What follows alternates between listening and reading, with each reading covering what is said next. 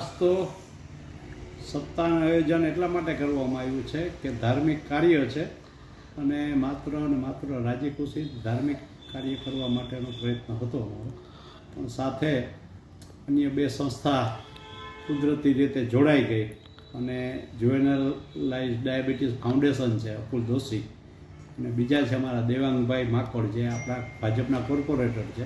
Panchnath hospital ચલાવે છે અને પંચનાથ સાર્વજનિક હોસ્પિટલ છે. ખૂબ સસ્તા દરે અને ખૂબ નજીવા ચાર્જે ગરીબ માણસોની ખૂબ સારી સેવા કરે છે.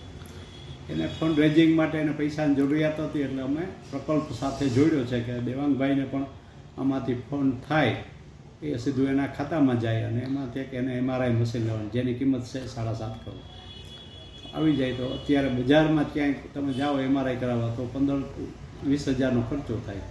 એને જો આ ફંડ રેઝિંગ થાય તો ખૂબ સસ્તા દરે દર્દીઓને ગરીબ માણસોને પોસાય પરવડે એટલા માટે.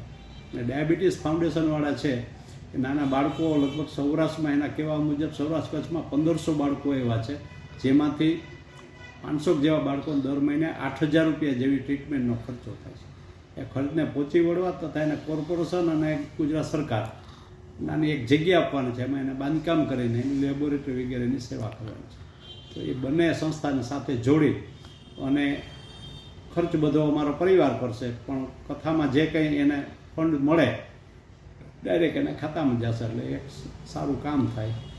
ત્રીજું 27 દીકરીઓ જેના મા બાપનો હોય 27 દીકરીઓના સમૂહ લગ્ન છે શાસ્ત્રી મેદાનમાં અને 27 દીકરીઓનો બધો ખર્ચ કર્યા પરિવાર ભોગવશે અને એને પણ સમાજની સાથે રાખી અને એના લગ્ન ધામધૂમથી થાય એ અમારો પ્રયત્ન છે.